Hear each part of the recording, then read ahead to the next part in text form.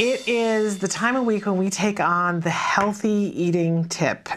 And I sort of want to rename this episode, this segment this week, How Stupid Do I Look? There's been a lot of talk in the last week because at the start of the month, a study came out of Stanford and it suggested, it was about organic food. And the question that they were trying to answer, and I've got the study right here in front of me, the question that they were trying to answer was, they're comparing the health effects of organic and conventional foods.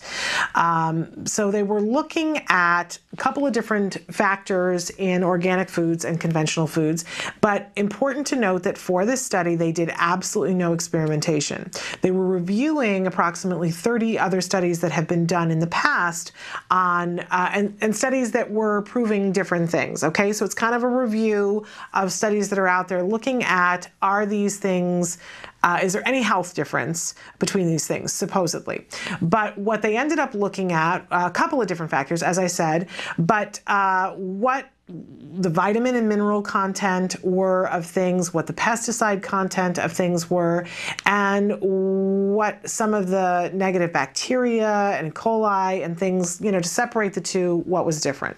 And the study was done and it was published at the beginning of September, and I'm going to read to you from the conclusion for the study. It says, the published literature lacks strong evidence that organic foods are significantly more nutritious than conventional foods. Consumption of organic foods may reduce exposure to pesticide residues and antibiotic resistant bacteria. Okay, that's what the conclusion says right here.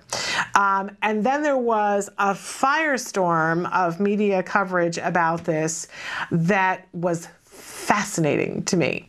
And I missed the first couple of days of it because my son was sick, and you know how that is, you miss a news cycle for something happening. And the next thing I knew, I'm listening to the radio and I'm hearing people talk about the study, and they said, oh yeah, well, did you see that organic food, that they've proven that it's not as nutritious, it doesn't have as many vitamins and minerals as conventional food. And I almost pulled the car over. I said, what? What study proved what? And I remember coming home to my husband and saying, okay, seriously, how could that be? Because what are we saying? That there's vitamin and minerals in the pesticides? Now, what happened is that the person who was commenting about it, it had gone so far in the media that it trickled down to them, and they had minimized it to the point where they were saying, oh, in fact, now the organic produce has less vitamins and minerals. Not fact. Not fact at all. And in fact, the study was looking at it, and what they determined was that in their opinion, that the difference was not significant enough, that the organic produce did test higher in vitamins and minerals, but that it wasn't, in their opinion, significant enough to warrant the difference in price that you pay for organic. Now, do you see a problem here with me? Are you with me so far? Because as a parent, I would like to know, in no place in the study did it say, well, here is how we determined what is significant to us, and we're only looking at the vitamin content, not the fact that there is additional. They kept the things separate instead of cumulative. So they said, okay, well, the phosphorus is significantly higher in the organic produce, which is good for you, but weigh it with the other things, which were also higher, but the whole thing isn't significant enough for us to warrant the price. Of course, you will get, and they estimated 30% fewer chance of exposure to pesticide residue, but they said, but that's not really of interest to us either, because it's still within range that the FDA has approved for human consumption. Oh. How about if we put all of those factors together? And I was saying to Emily, our wonderful technical director, earlier, imagine, you know, saying to a consumer, okay, here I've got a peach that has a little bit of dog poop on it, and here I've got a peach that does not have the dog poop. Which one would you like? Honestly, it is one of these things where I want to say, how dumb do they think that consumers are?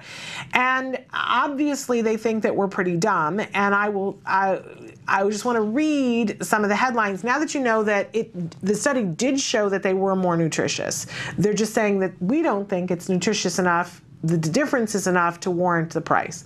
Well, the price is more for organic. I absolutely agree. But I want to read to you some of the headlines here that, and let's make sure that I've got the right ones. There was a New York Times article written about this, and the headline was Organic Food versus Conventional Food. And it said, does an organic strawberry contain more vitamin C than a conventional one? Maybe or maybe not. They go on to talk about things, and the quote from it is, they concluded that fruits and vegetables labeled organic were, on average, no more nutritious than their conventional counterparts, which is, if you read the study, that is incorrect. That is incorrect.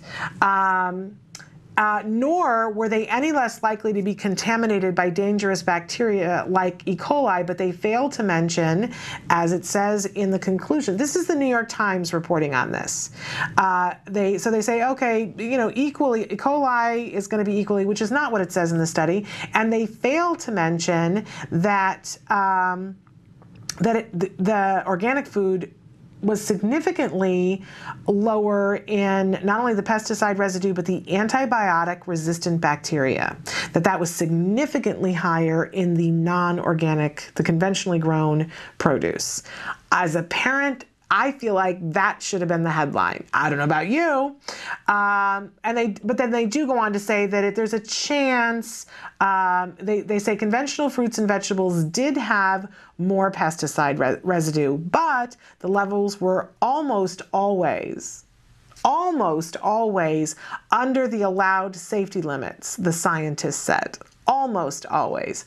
Oh, so the dog poop on the peach is getting bigger and bigger, in my opinion.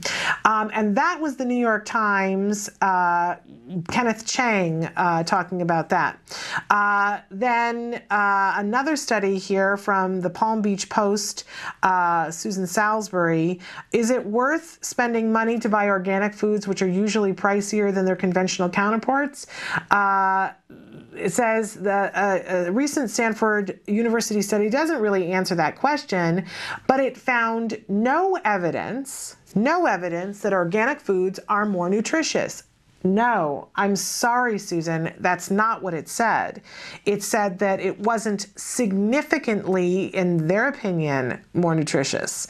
To me, as a parent, that's a big difference. However, it also found that consuming organic food reduces, but does not completely prevent exposure to pesticide residue, as if that is no big thing. I'm sorry, if there's dog poop on the peach, it's a big thing to me. I just don't understand. And then a lot of reports have said, this is very misleading and that it missed the point, that there are all kinds of other concerns. There's agricultural concerns, absolutely amazing. And one study in particular that was featured, one article that was featured in the Huffington Post, Heather Palatic, brought up the point that one of the big pivotal things that they say in the report is that it's 30% less likely, 30% more likely that you're going to get pesticide residue if you're getting the conventional. But Dr. Chuck Benbrook of the Organic Center wrote a full technical review of this and cites that in other studies that were not looked at, that number is much closer to 80%. And that it seems very suspect that we didn't look at any of those studies when we were doing this review. Very interesting. I also want to note and say to you, and I have covered this before on the show, that why should we who have children on the autism spectrum care about organic, and why did I as a parent begin to care about organic? Because a study came out in May of 2010. Don't take my word for it. Look it up online. They covered it in Time magazine. So this is mainstream understanding, and I suspect this is why we're getting all this information about organic not necessarily being as nutritious, when in fact we see that it is more nutritious. But there was a study that was done on children and looking at their baseline activity and then giving them produce and checking the amount of pesticide in their urine and checking it in conjunction with behavior as it would relate to hyperactivity. Or ADHD kinds of behavior, failure to concentrate, being more foggy, and these behaviors were charted, and it showed clearly that the children who had behavior that was more consistent with ADHD had higher levels of pesticide in their urine, and it only took a very small amount for there to be a change in behavior. And if you read that study, and they talk about the fact that organophosphates is the type of pesticide that is most widely used, especially in the United States, on conventionally grown crops. And I don't know about you, but I always heard the word pesticide and thought, oh, well, pest, side, kill pest, right? These two things go together, and it can't be that harmful to us because it's not killing us, right? It kills the bugs. Isn't that what pesticides do? And I personally did some research on organophosphates to find out that, in fact, that is a little bit of a misnomer, that it isn't so much that the pesticide kills the bugs. This particular kind of pesticide, organophosphates, what it does is stimulate neurotransmitters in the bug's nervous system and overstimulates them to the point where they become overactive. It makes them hyper. That's what it does.